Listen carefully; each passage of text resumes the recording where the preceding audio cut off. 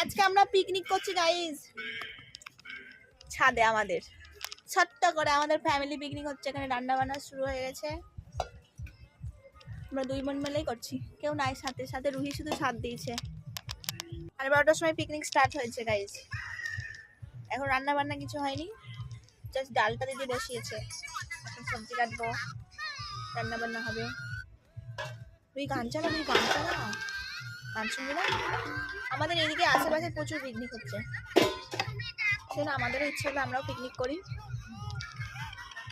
ইচ্ছে যখন হয়েছে তখন তো করতেই হবে, সেজন্য আমরা শুরু করে দিয়েছি পিকনিক করা। কি গান চালাবো?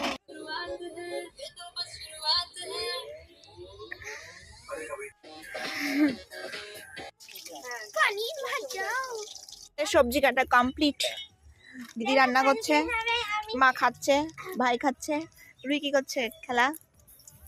এখানে আমরা আলু ছাড়ানো হয়ে গেছে, আমাদের পনির ভাজা হয়ে গেছে, হবে বাটার পনির, ফ্রাইড রাইস।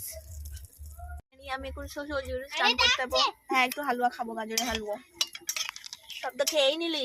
না না আছে তো আমাদের এখনো কোনো রান্না বান্না হয়নি, কন্টিনিউ চলছে পিকনিক।